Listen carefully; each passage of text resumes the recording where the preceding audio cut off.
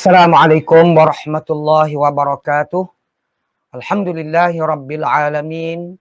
Wassalatu wassalamu ala asyrafil anbiya wal mursalin wa ala alihi wa sahbihi ajma'in.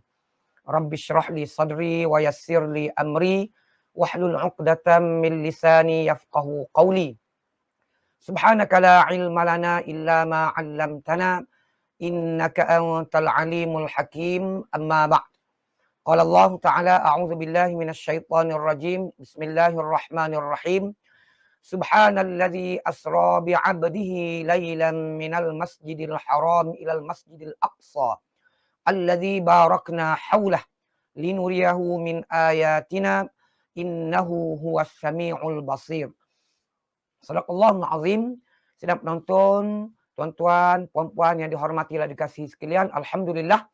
Pertama sekalinya syukur kita kehadrat Allah Subhanahu Wa Taala kerana pada pagi yang penuh berbahagia ini dalam bulan Rejab kita dapat bersama-sama ke udara di alam maya ini dalam program yang dianjurkan khas oleh pejabat agama Jajahan Bacok, iaitu daurah khas Isra' Mi'raj 1443 Hijrah siri yang pertama.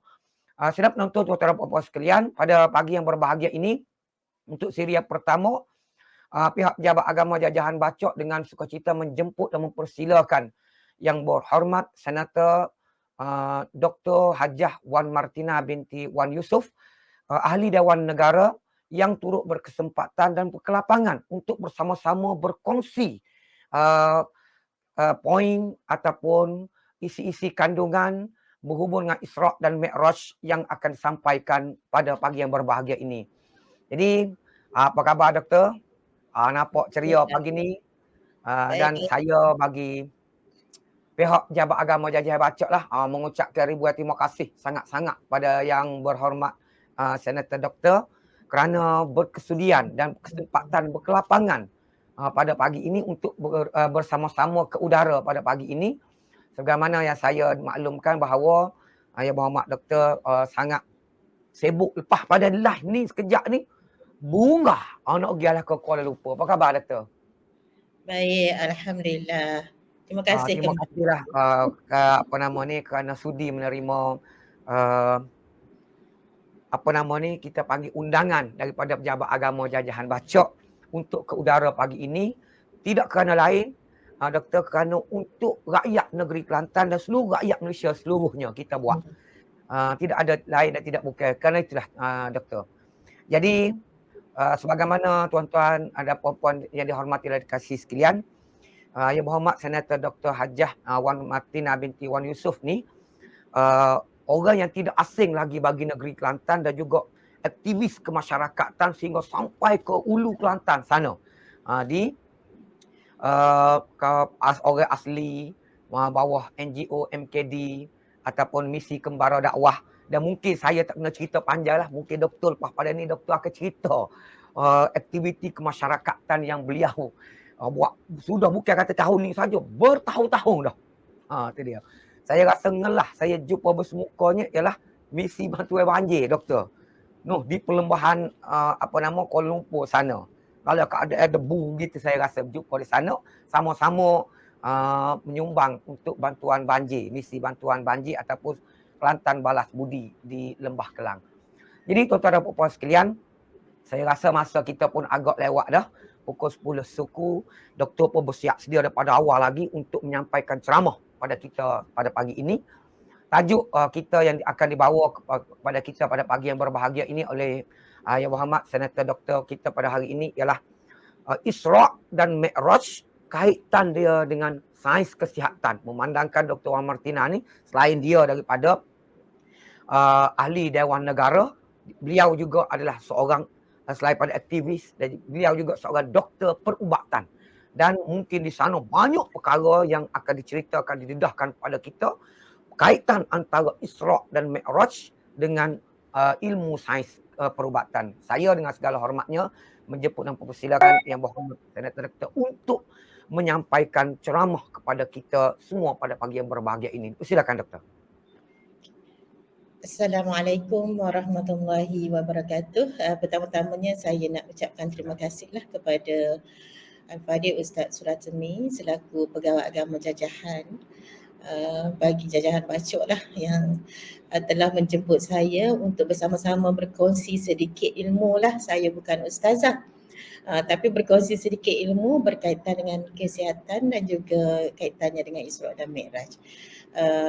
Dan juga terima kasihlah juga kepada penonton yang berada secara di atas talian yang sudi bersama-sama saya pada pagi ini, dan juga penonton-penonton yang akan melihat nanti rakaman video ataupun live ini nanti. Saya ucapkan terima kasih banyak-banyak kerana sudi mendengar, dan insya-Allah pada pagi ini saya akan berkongsi sedikit ilmu berkenaan dengan kesihatan dan juga cara kita melakukan terapi di rumah yang kita boleh buat di rumah yang berkaitan dengan Isra' dan Mi'raj, insya-Allah. Tadi Ustaz ada bacakan surah Al-Isra' ayat 1. Yang saya bacakan maksud teruslah sebab Ustaz dah baca tadi. Maha suci Allah yang telah menjalankan hamba-Nya Muhammad pada malam hari dari Masjidil Al-Haram di Makkah ke Masjidil Al-Aqsa di Palestin yang kami berkati sekelilingnya untuk memperlihatkan kepadanya tanda-tanda kekuasaan dan kebesaran kami. Sesungguhnya Allah jualah yang maha mendengar lagi maha mengetahui. Okey. Jadi dari ayat 1 tadi yang kita baca tadi dengan terjemahannya, kita lihat perjalanan Rasulullah daripada Masjidil Haram ke Masjidil Al-Aqsa bukan satu perjalanan yang dekat, ya. Ia lebih kurang 1,200 kilometer kalau kita jalan daripada Kelantan ni, Kota Baru, pergi ke Johor dan patah balik ke Kelantan. Maksudnya jauhnya perjalanan kita ke perjalanan Rasulullah daripada Masjidil Haram dan sehingga ke Masjidil Aqsa, dan terus diangkat pula daripada Masjidil Aqsa, diangkat pula perjalanannya menerusi 7 lapis langit sehingga ke Sidratul Muntaha. Satu perjalanan yang jauh yang mengambil masa singkat satu malam yang tidak logik di akal fikiran kita, yang tidak logik sama sekali. Dan ini juga tidak logik di mata para saintis yang telah membuat kajian-kajian. Nampak macam cerita dongeng pula. Jadi ini adalah satu hikmah, satu apa orang kata, kebesaran Allah Subhanahu Wa Taala untuk ditunjukkan kepada hamba-hambanya. InsyaAllah dalam satu jangka masa yang pendek juga pada pagi ini saya akan bercerita sikit kenapa pentingnya, signifikannya Isra' Mi'raj ini kepada terapi ataupun rawatan kesihatan dari sudut solat. Rasulullah sallallahu alaihi wasallam telah menerima perintah solat ini di dalam perjalanan satu malam ini, ataupun yang kita lebih kenalilah kalau setiap tahun kita menyambut bulan Rejab ini dengan, kalau Kerajaan Negeri Kelantan menyambut bulan Rejab ini dengan memasyhurkan sebagai bulan solat, sempena peristiwa Isra' dan Mi'raj, di mana kewajipan mengerjakan solat ini Rasulullah terima sendiri daripada Allah Subhanahu Wa Taala. Jadi untuk kesempatan ini kita melihat, saya akan berkongsi bagaimana solat ini boleh menjadi satu rawatan kepada masalah-masalah kesihatan yang kita hadapi sebelum ataupun pada masa yang sama kita mendapat rawatan-rawatan daripada doktor-doktor. Jadi dalam kesempatan ini juga penonton juga boleh bertanyakan saya soalan, mungkin tulis saja di ruang komen, nanti Ustaz akan bacakan ataupun saya akan bacakan di ruangan komen, saya boleh nampak insya-Allah. Jadi saya akan cuba menjawablah kalau ada soalan-soalan. Saya akan berkongsi sedikit saja sebab dia memerlukan sebenarnya bagaimana terapi ini perlu dibuat, sebenarnya perlu satu kelas khusus lah. Sebab dalam masa pendek ini kita boleh ceritakan apa kelebihan rawatan, kelebihan solat kepada kesihatan. Tetapi untuk membuat satu terapi itu kita perlukan latihan praktikal supaya ia benar-benar dapat mencapai maksud untuk menjalankan rawatan. Selain kewajipan kita menjalankan solat, pergerakan solat ini banyak manfaat dia, banyak sangat manfaat dia, dan ia dikaji oleh penyelidik seperti hari ini saya akan berkongsi apa yang telah dibuat kajian oleh 3 orang penyelidik daripada Fakulti Kejuruteraan Bayu Perubatan Mesin Melaya. Ini buku dia. Kalau tuan-puan ataupun penonton-penonton semua nak baca, boleh dapatkan buku ni di pasaran lah. Buku ni dah lama diterbitkan dan buku ini amat bagus. Cuma mungkin untuk rawatan perlu dinasihat oleh doktor, perlu mendapatkan nasihat oleh doktor dan bagaimana kita mendapat nak membuat rawatan. Sebab kebanyakan orang faham solat, kita solat cukup untuk membuat rawatan, sedangkan kita perlukan membuat dalam jumlah yang tertentu, dalam tempoh masa yang tertentu untuk mendapatkan kesan yang bagus daripada pergerakan solat ini untuk mendapat kesan yang baik kepada kesihatan kita. Jadi 3 orang pakar ini, 3 orang penyelidik ini telah membuat kajian saintifik. Seperti juga perjalanan Rasulullah ke Sidratul Muntaha daripada Masjidil Haram ke Masjidil Aqsa. Kalau kita lihat dari segi akalnya kita rasa tidak logik, tetapi kajian-kajian juga telah dibuat oleh para saintis di mana perjalanan ini mungkin menggunakan kelajuan cahaya. Kalau kita lihat sendiri, burak itu adalah satu kenderaan daripada syurga yang menggunakan kelajuan kilat, maka ia tidak mustahil untuk oleh Allah untuk lakukan ini. Cuma kita manusia rasa lemah dan tidak tercapai di akal kita. Itulah kelemahan kita sebagai manusia, dan mungkin manusia ini belum sampai ke tahap untuk menemui apakah saintifik di sebaliknya. Tetapi itu tidak menafikan bahawa ini adalah mukjizat yang telah dikurniakan pada Rasulullah kita Nabi Muhammad sallallahu alaihi wasallam. Jadi saya pergi kepada solat, apa kelebihan dia? Yang pertamanya, kita perlu melihat pergerakan dalam solat, takbiratul ihram, kita rukuk kita, sujud kita, iktidal, tumaninah, dan kedudukan kita dalam solat, dan qiyam kita. Yang pertama kita perlu qiyam, maksudnya kita perlu berdiri dengan tegak, dengan mengangkat takbiratul ihram, berdiri dengan tegak dan diam. Di sini ada kelebihannya, terutama sekali dalam pergerakan otot-otot dan juga pergerakan sendi-sendi kita. Ini dijalankan kajian di mana dibuat satu kajian di mana kita melihat perubahan pada charge elektrik semasa pergerakan sendi dan juga pergerakan otot kita semasa pergerakan dalam solat. Ini dibuat kajian, dan kajian ini membuktikan bahawa pergerakan ini mempunyai manfaat kesihatan yang sangat bagus. Bila kita berdiri dengan posture ataupun dengan cara kedudukan kita yang betul, maksudnya kita berdiri tegak dengan tangan kita letak di hadapan, ia memberi ruang kepada pertama kepada kesihatan tulang belakang kita dan kekuatan otot-otot kaki ataupun paha kita, kedua-dua anggota bawah kita. Dan juga ia juga membuka paru-paru kita, untuk menerima lebih oksigen. Jadi kalau kita duduk dengan betul, insya-Allah kita mendapat manfaat ini. Ini yang pertama yang kita lihat dari segi bila kita berdiri tegak untuk memulakan solat, dan bila kita melakukan rukuk, kita meletakkan badan kita di paras pinggang, di mana kepala dan pinggang pada aras yang sama, pada darjah 90 darjah.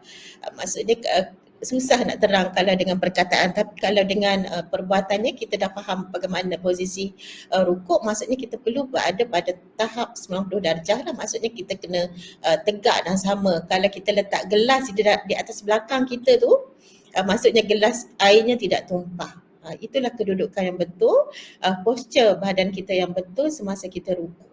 Dan semasa inilah kita menggunakan kekuatan anggota bawah kita, kaki dan juga betis, lutut dan juga paha, menggunakan otot-otot ini, dan juga menggunakan otot-otot tulang belakang.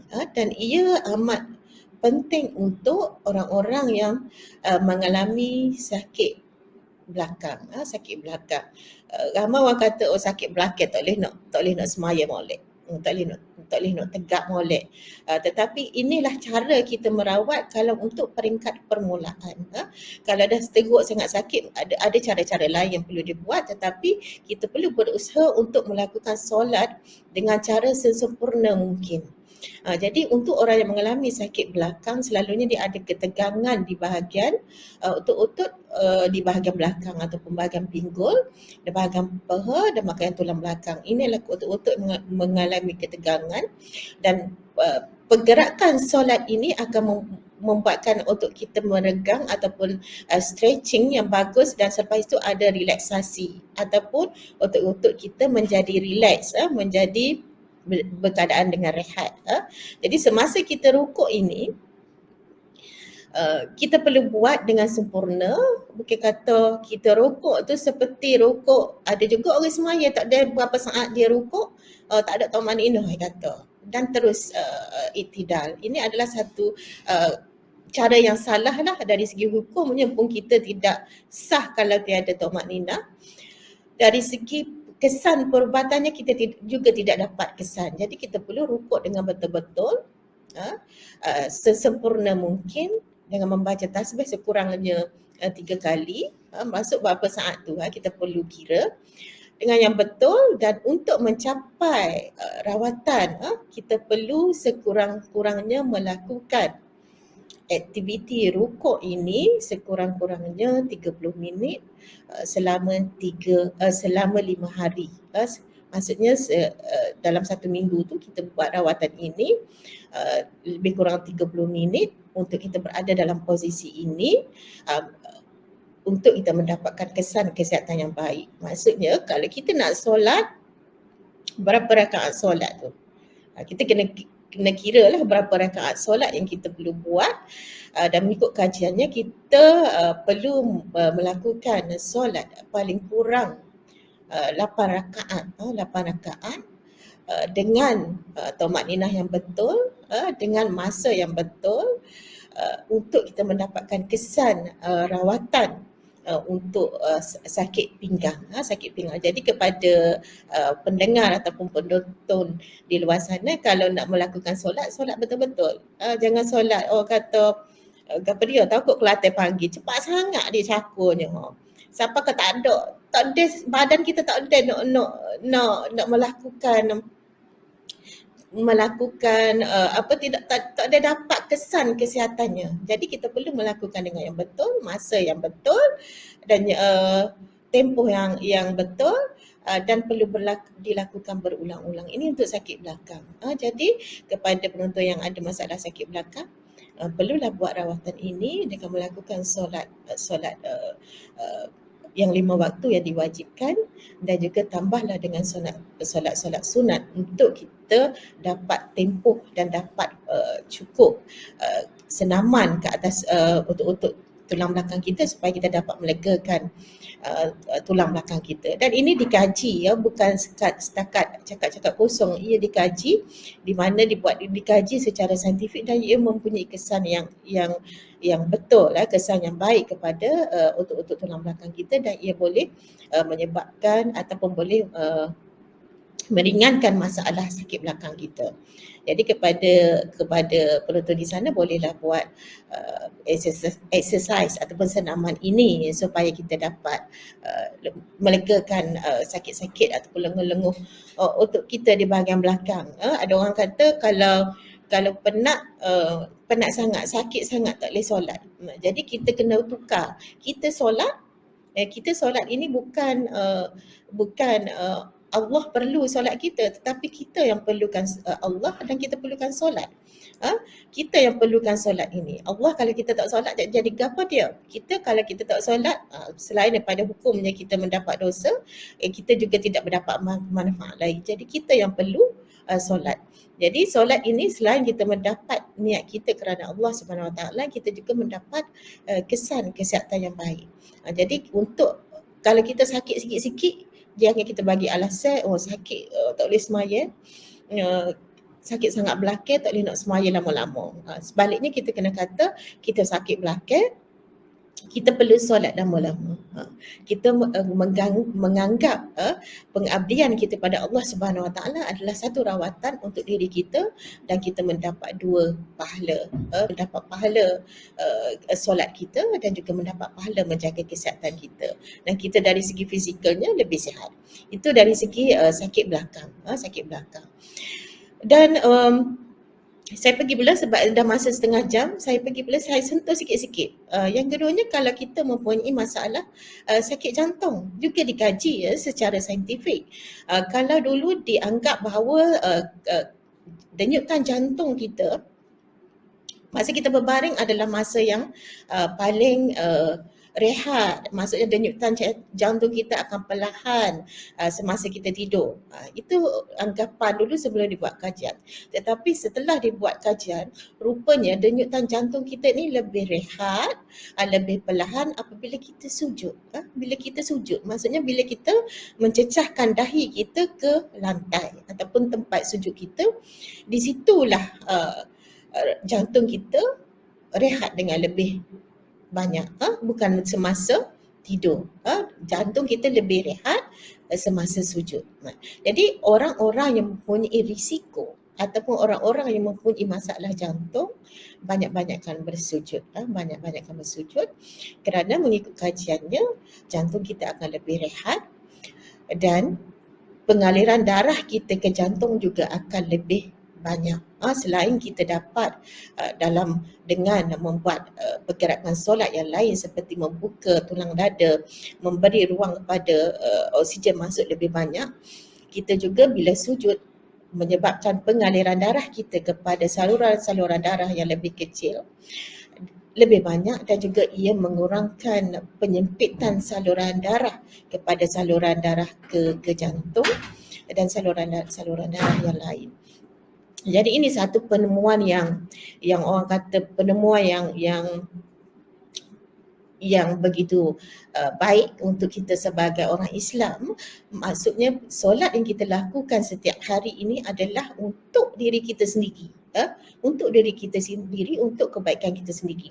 Jadi kalau orang ada sakit jantung, bila dia bangun pagi solat subuh ataupun kita bangun lebih awal untuk solat tahajud dan sebagainya, dan kita solat sunat 2 rakaat sebelum subuh dan solat subuh, maka ini kita dapat sujud lama-lama di waktu malam. Ini dapat memberi kesan yang bagus kepada jantung kita di mana denyutan jantung kita menjadi lebih perlahan, lebih perlahan lagi bagus daripada cepat. Orang kata setengah takut jantung saya seledak. 60 ya dia kata.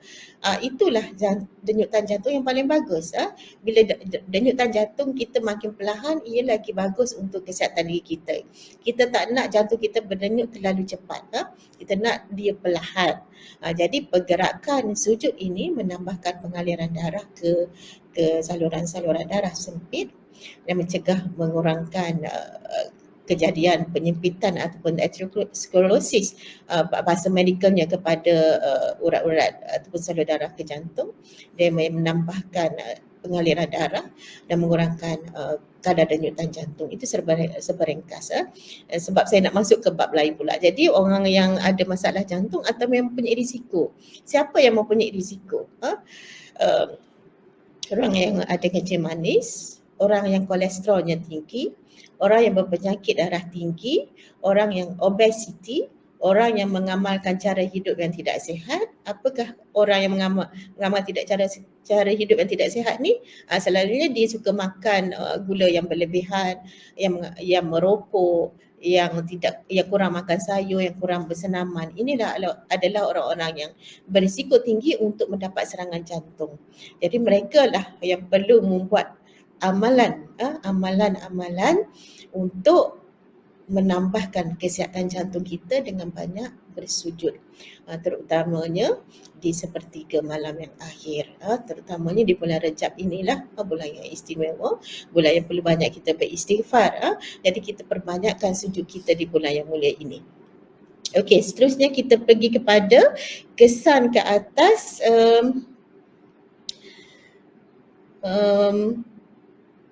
mental kita, kesihatan mental kita. Kebanyakan kita cuma nampak fizikal, bila kita melakukan aktiviti pergerakan dalam solat ini kita nampak fizikalnya. Pada kesihatan mental kita kurang nampak. Tetapi inilah satu cara, solat ini adalah satu cara kita nak berada dari segi spiritualnya, dari segi rohaninya, emosinya.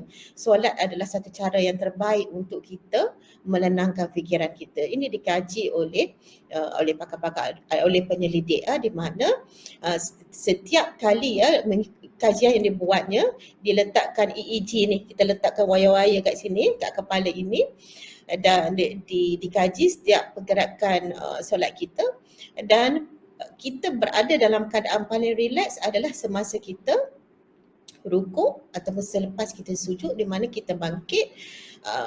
Iktidal itu, di situlah kita berada pada keadaan yang paling relax, paling tenang. Maksudnya emosi kita paling tenang semasa itu. Kalau kita tengok, kita rasa kita tenang masa tidur, tetapi sebenarnya dalam solat kita lebih tenang semasa kita bangkit daripada iktidal, daripada rukuk kita. Itulah masa yang paling kita tenang. Jadi sebab itu amat sesuai bagi orang yang ada bermasalah, perbanyakkan solat, sebab kita akan lebih tenang. Selain bila kita solat ini, kita boleh meningkatkan fokus kita. Meningkatkan fokus. Tengok setengah orang tu dia tak susah nak fokus. Jadi untuk meningkatkan fokus kita, perbanyakkan solat. Sebab kita lebih fokus. Orang kata, solat pun doktor, duk teringat macam-macam. Teringat kau ni. Betul, kita teringat macam-macam. Kita tak boleh lari. Itu adalah bisikan-bisikan syaitan yang terpaksa kita hadapi. Tetapi dalam masa sama kita juga melawan untuk kita fokus kepada solat kita. Jadi ni pun kita kena belajar lah. Sebab kajian menunjukkan bila kita solat dengan kita memahami perkataan yang kita baca, kita akan lebih lagi fokus, dan ketenangan kita itu akan lebih tinggi. Kita lebih tenang apabila kita memahami setiap perkataan yang kita baca, maksudnya ayat-ayat suci ataupun doa-doa zikir di dalam solat kita, maka kita lebih tenang. Jadi inilah dari segi mentalnya, maksud kita boleh menguruskan emosi kita dengan solat. Kalau kita dalam keadaan serabut atau duk mikir macam-macam, maka berwuduklah. Dan wuduk pun ada manfaat kesihatannya. Maka kita melakukan solat, mendekatkan diri kita kepada Allah Subhanahu Wa Taala, kerana solat ini adalah satu terapi yang telah terbukti secara kajian klinikalnya. Jadi insya-Allah kita sama-sama lakukan. Okey, seterusnya saya pergi kepada terapi untuk pening. Terapi untuk pening. Kalau kita mungkinlah pernah berlaku dalam diri kita, di mana pada satu ketika mungkin ramai di kalangan kita lah. Kalau saya sendiri pun saya pernah alami, tiba-tiba kita rasa dunia kita berpusing, kepala kita berpusing, dan kita tengok benda kat depan kita macam berpusing. Orang kata filem tak jadi zaman itu dok tubik lah gitu. Jadi inilah keadaan di mana bila kita rasa dunia juga berputar, dunia berputar dan kita mula muntah-muntah. Ini disebabkan oleh penyakit pening yang kita namakan vertigo. Bertahiku. Jadi penyakit pening ini sebenarnya boleh dirawat. Tak perlu ubatan sebenarnya. Ubatan untuk penyakit pening ni selalunya kita akan bagi, kalau jumpa doktor, kita akan bagi untuk 2 minggu saja. Rawatan ini diberi untuk 2 minggu saja. Selepas itu ia boleh dibuat senaman untuk pening dengan pergerakan-pergerakan dalam solat.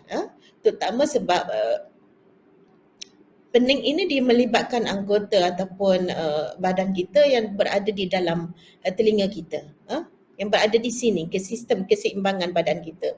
Pening disebabkan oleh tiada keseimbangan dalam badan kita yang anggotanya berada dalam telinga dalam kita, separabolat anggota separabolat di dalam telinga kita ini yang menyebabkan kita rasa pening. Jadi kita boleh melakukan senaman ini, pergerakan-pergerakan solat, sama ada kita rukuk, sujud dan juga memberi salam. Setengah orang kata memberi salam ini tiada kesan dari segi kesihatannya, tetapi kajian telah dibuat, ia membuktikan dengan senaman ini ia memberi kesan yang bagus bila dibuat secara berkala, bukan sahaja untuk dengan melakukan solat wajib, tetapi dengan melakukan solat-solat sunat dan dengan melakukan pergerakan solat ini dalam senaman kita, insya-Allah dalam masa 6 minggu masalah pening berpusing ini akan dapat diselesaikan. Ramai dah pesakit-pesakit yang berjaya keluar dari masalah pening yang dialaminya bertahun-tahun dengan melakukan terapi solat, terutamanya dalam pergerakan kepala, pusing kepala ni. Kalau kita bagi salam, Assalamualaikum warahmatullahi, Assalamualaikum warahmatullahi. Ini nampak simple tetapi ia memberi kesan yang bagus, terutamanya dalam meningkatkan pengaliran darah dan juga meringankan otot-otot di leher kita. Dan ini boleh dibuat secara berkala. Kalau kita buat semaya 5 waktu sahaja tidak mencukupi.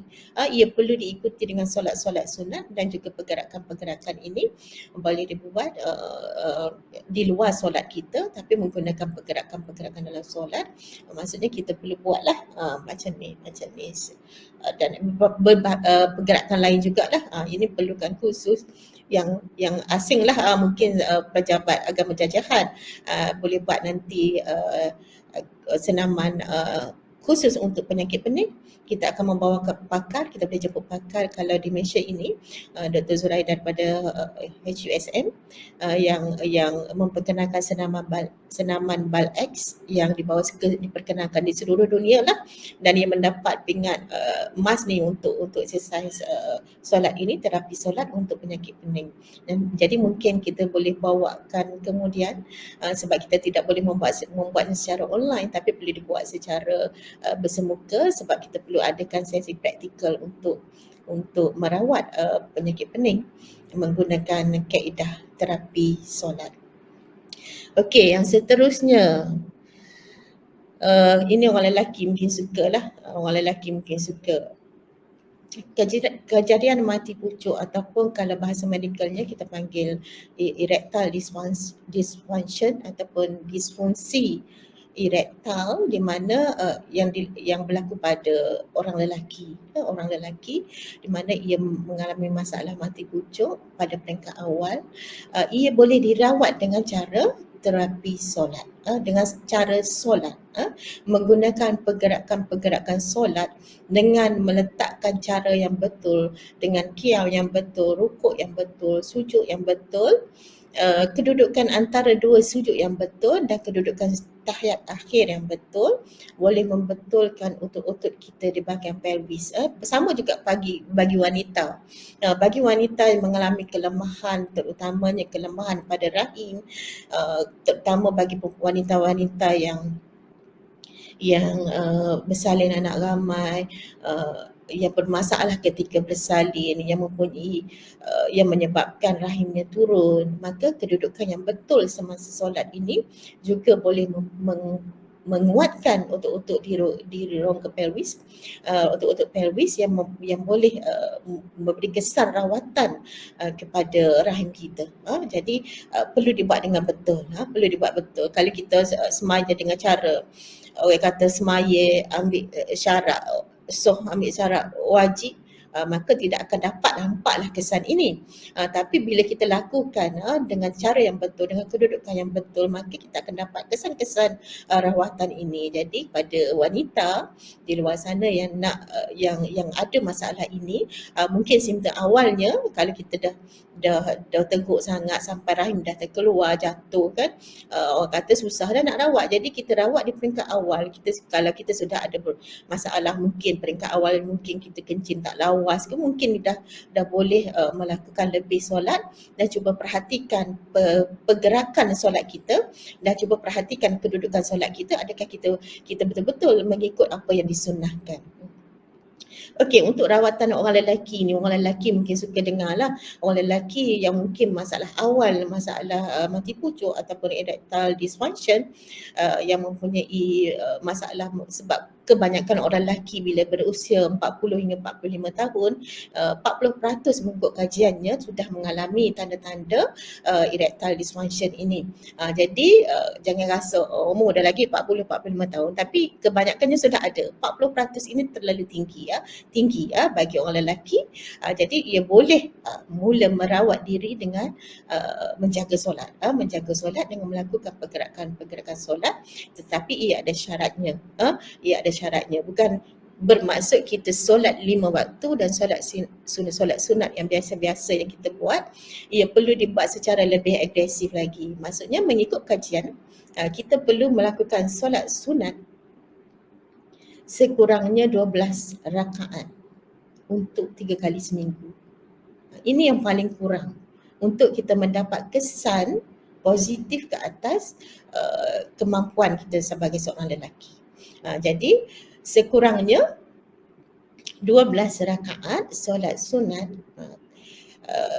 mungkin solat sunat tahajud ataupun solat sunat di siang hari, duhanya, mungkin duha kita bekerja mungkin tidak dapat melakukan 12 rakaat, tetapi kalau kita di malam hari kita boleh lakukan, terutamanya di waktu sepertiga malam, kita boleh melakukan 12 rakaat. Kita campurlah, mungkin kita buat 4 rakaat tahajud, 2 rakaat solat taubat, 2 rakaat solat hajat, dan 3 rakaat solat witir telah mencukupkan kita 12 rakaat untuk kita mendapat kesan yang positif kepada sistem reproduktif kita, sistem orang lelaki, dan juga sama juga lah wanita juga mengalami masalah yang sama, tetapi kajian yang buat kepada lelaki ia memberi kesan yang positif, dan ini adalah kajian saintifik, kajian klinikal. Jadi ia terbukti, jangan percaya cakap saya. Kalau tuan tak percaya, buat dan ia akan nampak kesan positif. Jadi kalau dengar saja mungkin tak percaya, tapi bila kita buat, kita amalkan, insya-Allah ia akan nampak kesan positif. 12 rakaat 3 hari seminggu paling kurang. Tetapi kalau kita dapat melakukannya setiap malam, maka itu lebih baik untuk kita, untuk kita merawat diri kita untuk menjadi lebih baiklah. Pada orang lelaki umur 40 tu terlalu muda lagi kan. Orang perempuan pun sama juga, tapi orang lelaki 40 tahun tu terlalu muda. Dengan kejadian 40% itu agak tinggi. Kejadian erectile dysfunction 40% ke atas lelaki ini adalah agak tinggi. Jadi berhati-hati, buatlah solat ini, dan ini terbukti dengan kajian klinikal dan kajian saintifik. Jadi kena amalkan solat, perbanyakkan solat kita. Jadi itulah antara perkara yang saya nak sebut, selain daripada kajian-kajian yang mungkin tidak terbukti lagi secara saintifik. Saya juga ada belajar berkenaan dengan kelebihan solat mengikut metafizik, mengikut ilmu metafizik, di mana kelebihan solat kita, melakukan solat kita di awal waktu, menggunakan mengikut peredaran masa, mengikut peredaran masa dalam satu hari, mengikut kajian warna-warna alam. Ini metafizik yang, kajian metafizik yang tidak dapat dibuktikan lagi secara kajian saintifiknya, tapi mungkin kita boleh gunakan sebagai orang kata walaupun tiada bukti, tetapi ia amat bagus dan ia amat berguna untuk kesihatan kita. Contohnya warna-warna alam, kalau kita bangkit waktu subuh, warnanya kebiruan, warna kebiruan itu ia berkaitan dengan thyroid. Jadi kita perlu solat subuh yang awal, tidak boleh lewat, sebab bila kita lewat maka kita akan mendapat masalah-masalah berkaitan dengan hormon dan masalah berkaitan dengan thyroid. Walaupun ia tak ada lagi bukti saintifik, tetapi ia boleh diamalkan. Dan waktu duha kita, kenapa kita penting solat duha? Sebab kita ini berasaskan tenaga. Waktu duha adalah waktu yang baik untuk kita mendapat tenaga daripada sinaran cahaya matahari. Dan waktu zuhur berkaitan dengan warna kuning, ia berkaitan secara metafiziknya dengan gastrik, dengan perut kita. Jadi kalau kita terlewat melakukan solat zuhur, maka kemungkinan kita mendapat penyakit gastrik itu tinggi. Walaupun tak ada kajian saintifik, ia boleh diamalkan. Maksudnya kita perlu solat awal untuk kita mendapat tenaga cahaya daripada alam. Ini dari segi alam metafiziknya. Dan untuk solat asar juga sama, sebab kita perlu solat asar yang lebih awal, awal pada waktunya untuk kita mendapat tenaga yang betul. Kalau kita terlewat, mungkin kita akan dapat masalah-masalah yang berkaitan dengan seksual waktu asar, kan berkaitan dengan seksual sebab diarah ke warna oranye.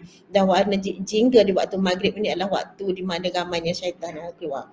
Jadi waktu maghrib maka kita perlu bersolat awal. Sama juga dengan fardu isya, ia berkaitan dengan warna biru juga. Dan waktu solat sunat qiyamul lail, dia adalah warna putih. Ia berkaitan dengan emosi kita, berkaitan dengan hubungan kita dengan Allah Subhanahu Wa Taala. Ini adalah kajian metafizik yang tidak boleh dibuktikan lagi dengan kajian saintifik, tetapi kita boleh amalkan untuk kita menjaga kesihatan kita lah seharian. Mengikut kajian juga, kalau kita menjaga solat kita secara berjemaah, maksudnya kita solat berjemaah adalah lebih baik daripada kita solat bersendirian di rumah. Kenapa? Sistem badan kita mempunyai charge positif dan charge negatif. Bila kita bersolat jemaah, kita mengalirkan, orang yang positif ini akan mengalirkan charge positifnya kepada orang-orang yang mungkin mempunyai charge negatif. Ini ada kajian saintifik. Ini memang ada kajian saintifik dan ia ada di dalam buku ini. Jadi kepada siapa yang nak tahu lebih lanjut, bolehlah dapatkan buku ini jugalah. Sebab saya dah lama baca buku ini dan mungkin ini memang baguslah untuk kita baca, sebab kita baru sedar bahawa ibadah yang kita diwajibkan ini sebenarnya adalah untuk diri kita, terutamanya dalam untuk kita menjaga kesihatan diri kita sendiri. Jadi kena solat jemaah. Orang kata kalau musim PKP solat jauh pun tak apa, tidak bersentuh bahu pun charge kita masih lagi boleh bergerak, sebab kita masih ada lagi medium. Sebab bila kita charge kita ni dia berubah, charge yang ada pada kita ni dia sentiasa mengalir, tempat kita berdiri, tempat kita sentuh, ia boleh mengalir. Jadi walaupun kita ada jarak 1 meter, insya-Allah kita akan mendapat kesan positif yang baik. Okay, kalau ada soalan daripada penonton boleh je bertanya, sebab kita dah menghampiri 1 jam. Kalau ada soalan daripada penonton untuk bertanya. Terima kasih yang berhormat doktor di atas pembentangan sekejap tadi. Ambonya duk tengok dalam komen ni, soalan-soalan tu dia tak ada tanya. Cuma soalan-soalan hok masuk melalui WhatsApp Ambo ni ada beberapa perkara ditanya. Apa-apa pun sebelum daripada kita kemukakan soalan ni, saya nak mengucapkan berbanyak terima kasihlah kepada Yang Berhormat Doktor kerana sudi membuat pembentangan dan di sini, di mana kalau pandangan Ambo ni, orang kapur ni, orang hok tak tengok live ni dia rugi. Sebabnya buku hok doktor tulis saat ni pun tak baca. Hok orang baca, orang royak pun tak dengar juga. Jadi rugi sangat-sangat. Kerana hamba buat catatan tidak tertinggal hok doktor royak dengan buat catatan satu-satu untuk perhatian kita semua. Dan dengan terapi-terapi solat yang disebutkan sekejap tadi, banyaklah banyak benda. Baik, ada sakit belakang, ada sakit jatuh, kesihatan mental, juga emosi, terapi pening tadi. Dan semua hamba duk tengok ni doktor royak ni semua tepat. Hok emosi, mental, antara doktor sebut tadi iktidal, tepat paling tenang fokus, umpamanya sujud tadi tepat paling jantung kita paling kita panggil paling apa nama ni kohor ataupun slow. Tenang masa tu. Nabi pun sebut dalam hadis. Ada tempat yang paling, kedudukan yang paling dekat seorang hamba dengan dia, dengan Allah ialah semaya. Iaitu tempat sujud. Baik, doktor sebut juga tadi berhubung dengan kesihatan mental umpamanya. Nabi sebut dalam hadis dijadikan sejuk mata memandang. Tenang aku ni dalam semaya. Semua benda ni dikaitan tu betul, tepat sebenarnya. Allah Ta'ala fardukan semaya 5 waktu ini dalam bulan Rejab. Kemudian diperintahkan supaya umat manusia ini bersolat, menunaikan solat bukan doktor sebut tadi bukan untuk Allah tapi untuk kita, betul sangat-sangat. Cuma kita je tak tahu. Tu dia. Dan saya amat-amat tertarik apa yang doktor sebut tadi ialah kena buat ni biar betul. Kena buat biar betul. Tu ya kita suruh belajar semua sekali ni. Kalau buat dengan tidak betul, apa yang diceritakan sekejap tadi tak jadi. Tak jadi terapi. Dia jadi mubarak pula pada kita. Ada. Jadi betul sangat-sangat. Rugi sangat-sangat bagi orang yang tak melihat live ini, dia tak dengar. Dan saya yakin dia percaya mungkin lepas pada ni, orang kita akan ulang tayar balik. Dia akan tengok balik. Dan insyaAllah video ini saya akan cuba uploadkan dalam YouTube supaya manfaat ini, tu dia, terutamanya doktor sebut yang kelima sekejap tadi, iaitu mati pucuk untuk orang lelaki naik mata view. Lepas tu untuk wanita, anak ramah pun naik juga view. Begitu juga kajian-kajian solat berhubung dengan waktu-waktu solat sekejap tadi. Cuma persoalannya sininya, orang kita ni lagu mana? Apa pandangan doktor? Bila kita pergi ke hospital ataupun pergi ke ward, umpama ataupun pergi ke rumah orang, kalau doktor sebut tadi patutnya orang kita semakin berumur 40 hingga 45 tahun tu dia 40% dah kena penyakit dan sebagainya. Sepatutnya kohor semaya. Tetapi ada orang kita dia tanya, dia kata orang kita kalau kena penyakit kohor tak semaya. Ni masalah nak buat mana ni? Sakit demam sikit, demam kurang, pening tak boleh semaya. Patutnya doktor royak tadi kena semaya. Lagu mana doktor? Ya, ni persoalan yang bukan soalan ustaz je lah.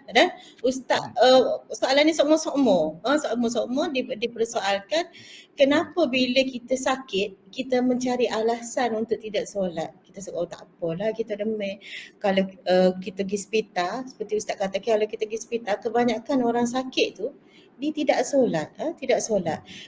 Maksudnya tiada kesedaran kepentingan solat itu sebab dia mau bagi alasan tak apa, Allah faham dah kita sakit. Sedangkan kewajipan solat ini diwajibkan kepada sesiapa saja. Hatta kalau kita tidak boleh solat secara berdiri dengan betul, kita diwajibkan solat sambil baring menggunakan isyarat mata. Itu hak paling-paling tak boleh.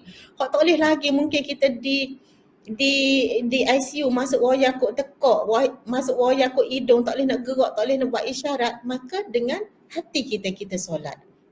Maksud betapa pentingnya solat itu.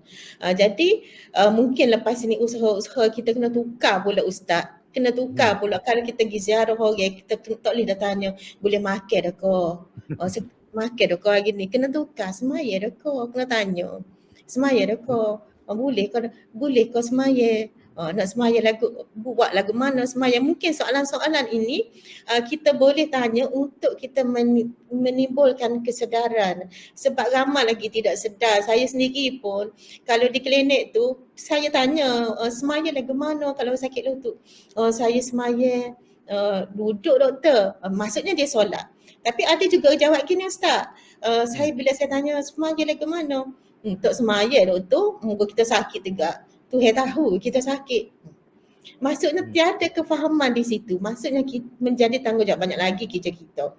Menjadi tanggungjawab kita memberi kesedaran bahawa solat ini adalah wajib dan perlu dilaksanakan. Mungkin selepas ini kena ada skuad khusus lah untuk ziarah orang-orang sakit di rumah. Di hospital payahlah ni sebab PKP tak boleh nak pergi. Tapi saya rasa di hospital pun dia ada skuad khusus mereka. Ada hospital-hospital yang mesra ibadah yang mempunyai skuad khusus yang pergi berjumpa dengan pesakit untuk menerangkan bagaimana cara solat yang boleh dibuat mengikut limitasi yang mereka hadapi. Ada setengah sempat ada balutan ataupun tak boleh gerak. Ini mengikut limitasi masing-masing. Maksudnya setiap hospital itu ada skuad khusus. Saya percaya, saya tak ingat dah hospital mana, dia memang membuat begini. Dia bergerak dari katil ke katil untuk bertanyakan solat dan untuk memberi perangan cara solat yang betul. Dan mungkin untuk yang di rumah ini, mungkin pejabat agama jajahan boleh membuat satu skuad khusus untuk ziarah-ziarah pesakit-pesakit terlantar yang lama, mungkin yang ada stroke, yang terlantar, yang tidak boleh bergerak, untuk memberi kefahaman kepada penjaga untuk mengambil wuduk ni. Ni sebab kata tak ada orang nak ambil wuduk. Ini ada juga satu masalah. Tak ada orang nak ambil wuduk, tolong ambil wuduk ke apa. Maksudnya kefahaman ini kepada penjaga juga.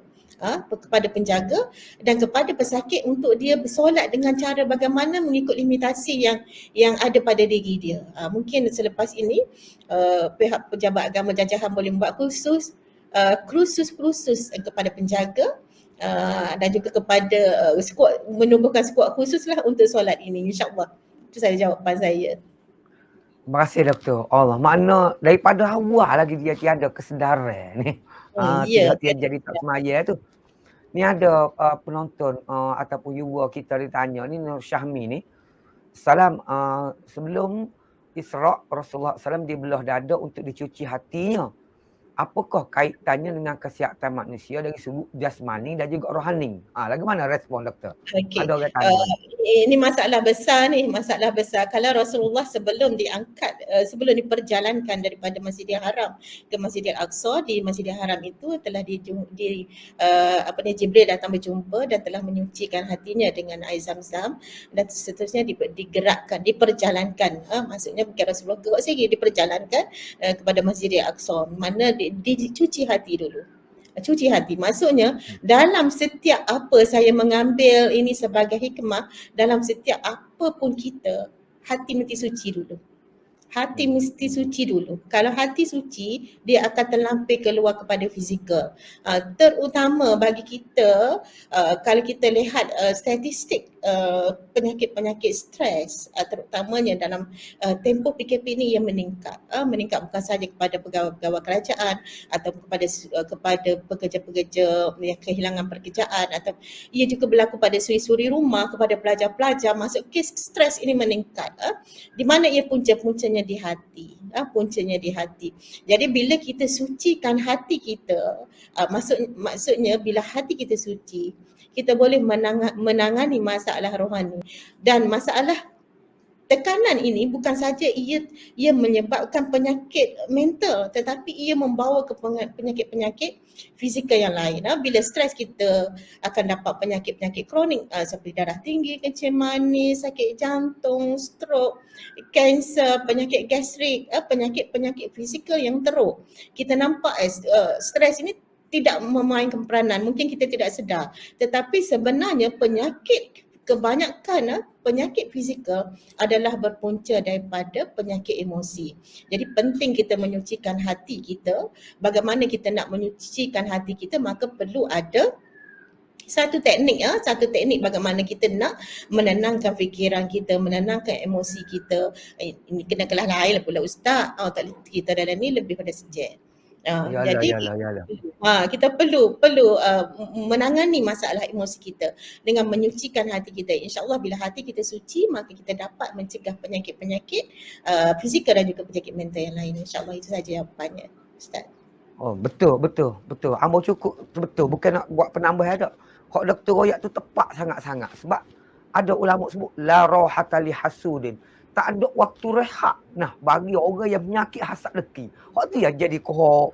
Apabila dia kohor deki, dia kohor sakit semua sekali tu. Betul lah tu, Dr. Nah, tak?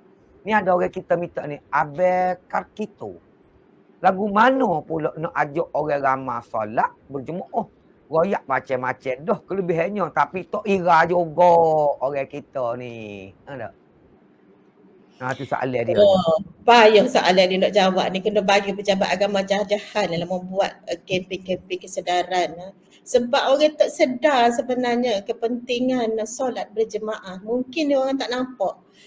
Saya rasa ramai tak tahu dia tahu 27 kali pahala tu sepatutnya besar, tapi pahala tu benda tak nampak. Tapi dari sudut kesihatannya, orang tak, benda yang boleh nampak, sudut kesihatannya benda boleh nampak atas dunia lagi. Mungkin solat, pahala solat ni mungkin tak nampak law ni, jadi orang tak nampak. Jadi orang pun tak ada lah keinginan untuk solat berjemaah. Mungkin ada sebab-sebab lain lah yang perlu dikaji. Kenapa orang tak suka sangat gigi semaya berjemaah di masjid. Jadi mungkin juga selepas ini diperbanyakkan kelas-kelas, diberi kesedaran kebaikan solat-solat berjemaah ini kepada dari sudut kesihatannya. Kenapa kita perlu, kenapa solat ini lebih baik untuk kesihatan kita, mungkin boleh diperjelaskan kepada orang awam di program-program yang mungkin kuliah-kuliah maghrib ataupun kuliah-kuliah dalam program, contohnya Isra' Mi'raj ni banyak program kan. Setiap malam kita ada kuliah maghrib. Mungkin boleh disampaikan dalam masjid, tetapi yang pergi di masjid tu dia pehedah. Hak tak pergi masjid ni. Jadi maksudnya program ini tidak boleh orang kata buat di masjid. Program-program kesedaran solat ini perlu diprogramkan di luar daripada masjid. Sebab untuk bercakap berkenaan dengan solat berjemaah di masjid, hanya orang yang duduk berjemaah tu yang dapat.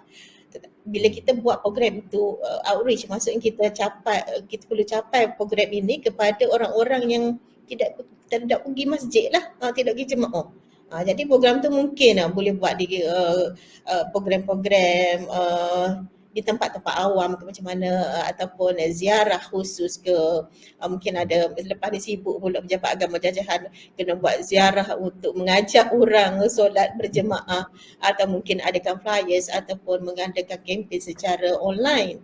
Mungkin ini antara benda yang boleh buat. Memang saya akui memang susah nak mengajak orang berjemaah, tetapi bagi pihak kita walaupun susah, kita perlu buat juga, insyaAllah. InsyaAllah kita akan cuba, Doktor. Cuma habiskan kita tanya nak beli mana buku Doktor tunjuk tadi tu. Buku ni boleh beli secara online rasanya ni. Saya pun beli lama, dah tak ingat dah beli mana. Tapi saya rasa kedai buku ada. Boleh je Google di kedai online. Ada ni buku ni. Kasih Acik terus sebut, dia kata boleh bagi ceramah tu masa program Asnah. Takutnya hambat demo, Doktor. Kita duk bagi. Dia kata orang susah kena bagi. Mari nak ceramah semaya pula. Lagu mana? Kita faham kebanyakan asnaf ni dia dari sudut spiritual ataupun kerohaniannya dia pun kugai juga. Jadi bila kita bersama mereka mungkin kita boleh mengadakan ceramah-ceramah kebaikan dan solat ini kepada mereka. Sebab masa kita bagi tu insya-Allah dia marilah kan. Bila kita buat program sumbangan kepada asnaf, maksudnya kita boleh kumpulkan dan kita masukkan slot ini. Dan kalau kita tak ada nak ceramah ke, kita ada flyers yang menarik yang boleh mereka tengoklah, ataupun kita boleh membuat video-video pendek mungkin untuk disiarkan semasa program-program tersebut dijalankan, insya-Allah. Comel Doktor, insya-Allah. Dan hamba tertarik lah Doktor sebut tadi 2-3 kali minta pejabat agama jajah baca buat untuk terapi ni nak panggil, doktor sanggup nak panggil nah. Kita panggil instruktor untuk nak buat latih tubi supaya terbukti perbuatan semaya ni untuk menjadi terapi tu. InsyaAllah kita akan cubalah, sebab kita di Bacok ni patah irama pun ada tepat, patah Melawi pun comel. Tepat untuk kita sebelah pagi tu untuk kita nak buat senaman-senaman begini. Jadi lepas pada ni insyaAllah kalau diberi kesempatan pagi Jumaat ataupun pagi Sabtu, kita kerah puak-puak kita ramai-ramai. Orang Kota Baru pun boleh, orang Tupak pun boleh untuk Boleh pergi insyaAllah. bersama-sama dengan kita. InsyaAllah. Pakat-pakat doktor, pakat-pakat bantu puak-puak kita. InsyaAllah. Lah sekali doktor, lah sekali soalan ni. Ada orang tanya ni, lagu mana pula dia kata, puak-puak tu lebah, hok semaya kuat. Kena nyakit juga dia royak. Berat juga orang kita je tanya. Betul, semaya kuat. Semaya kuat tu lepas boleh kena nyakit juga. Betul, sebab kebanyakan kita hanya faham solat itu untuk kesihatan. Mungkin dia tak faham pun. Tapi ada yang faham, dia akan faham lah untuk kesihatan. Tetapi pada masa yang sama mereka tidak menghayati bahawa menjaga kesihatan secara fizikal dengan kaedah gaya hidup sihat ni memang tak faham. Pok dia tak faham. Sebab kewajipan kita menjaga kesihatan dengan hidup secara gaya hidup sihat ni tak jaga. Jadi dia kalau nak bergantung pada solat sahaja tanpa menjaga kewajipan yang lain tak jadi juga. Saya suka juga nak berkongsi bila kita berada di bulan Rejab, kita akan masuk ke bulan Ramadan insya-Allah. Amin. Jadi insya-Allah solat dan puasa adalah dua ibadah yang bila kita combine betul-betul ia memberi impact kesihatan yang sangat bagus dari segi perubahan hormon, dari segi kesihatan kita, dari segi merawat penyakit-penyakit kronik kita. Jadi kesedaran yang perlu diberilah kewajipan, sebab kebanyakan orangnya tak faham kita ni khalifah hanya menjaga sudut yang di luar daripada badan kita sendiri, sedangkan badan kita sendiri yang perlu kita jaga. Badan kita sendiri yang perlu kita jaga ni, jaga gaya hidup sihat kita. Kita tak jaga makan sebab mak neko hok duduk depan kita makan belakang, dan kita tidak menjaga portion ataupun jumlah yang kita makan, dan masih mengamalkan merokok dan tidak bersenam. Ini adalah gaya hidup sihat yang wajib setiap orang Islam buat. Ini adalah kewajipan kita sebagai khalifah untuk menjaga badan kita sendiri. Itu sahaja jawapan saya, Ustaz. Kalau orang ni Terima kasih. Terima kasih banyak doktor. Mana kalau kecek bahasa mudah kak. Kalau semaya sekarang pakai tak mati dah, penyakit pedok kak, kira gitu dah. Mana itu sunnatullah dah. Betul lah doktor royak semua sekali tu kena jaga. Semaya bukan semaya saja, semua sekali kena pakai jaga insya-Allah. Jadi terima kasih banyak yang berhormat Senator Dr. Hajah Wan Martina binti Wan Yusof, ahli Dewan Negara yang berkongsi bersama-sama dengan kita. Sedar tak sedar, mau tengok lebih kurang sejam lebih dah ni. Sejam lebih dah kita bersama ke udara di sini. Dan terima kasih kepada follower-follower kita yang bertanya soalan, yang mengikuti kuliah ini sama ada secara sekejap-sekejap atau secara sepenuh masa. Itu terpulanglah pada kita semua atas kelapangan masa. Walau bagaimanapun selepas daripada ni, video ni tetap ada di sini. Tuan-tuan boleh ulang tengok, boleh ulang tayang dan boleh bertanya dalam page ini untuk soalan-soalan seterusnya. Kalau saya tak boleh jawab, saya akan minta respon daripada Yang Berhormat Doktor untuk bersama-sama dengan kita insya-Allah. Apapun Yang Berhormat Doktor, saya mengucapkan ribuan terima kasih banyak-banyak, dan insya-Allah di kelainan masa sama ada secara online ataupun secara bersemuka kita akan adakan program-program lain, dan insya-Allah saya akan cuba berusaha atas hasrat sebab Yang Berhormat Doktor juga adalah orang Bacok. Jadi insya-Allah akan bersama-sama dengan kita sebab ada dia nak ikut juga senam harimau, senam gajah dan sebagainya. Kita akan buat Patah Melawi tu, ramai nak turut. InsyaAllah kita akan maklum balik. Kita akan maklum balik dalam page ini insyaAllah. Jadi untuk itu tuan-tuan dan puan sekalian, saya tangguh setakat ini dulu. Yang baik daripada Allah Subhanahu Wa Taala, yang tidak baik daripada kelemahan diri saya. Yang baik sama kita buat tauladan, dan yang tidak baik kita buatlah jauh-jauh jadi kesempadan untuk diri kita insyaAllah. Pada minggu hadapan dan seterusnya sepanjang bulan Rejab ini, siri kedua, siri ketiga sampai siri keempat, dan ada kita panggil kuliah daurah perdana pada malam 27 Rejab nanti. Jangan lupa like dan juga share, follow page Pejabat Agama Jajahan Bacok insya-Allah akan bersama-sama dengan anda semua insya-Allah. Terima kasih banyak Yang Berhormat Doktor. Assalamualaikum warahmatullahi wabarakatuh.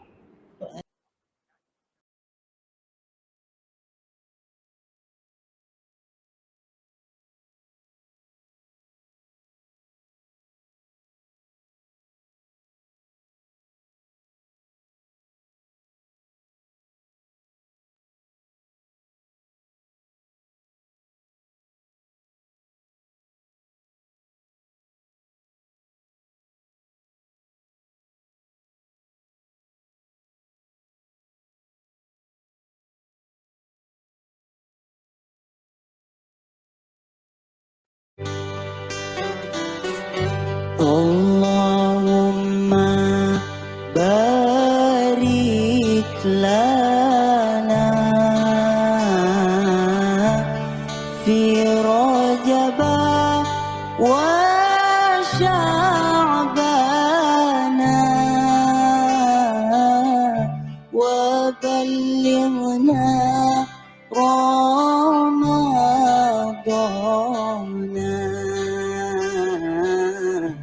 واغفر لنا ذنوبنا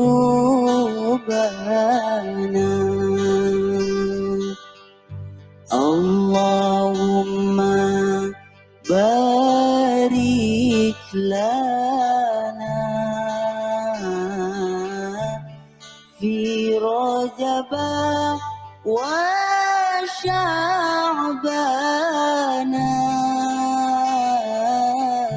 وبلغنا رمضان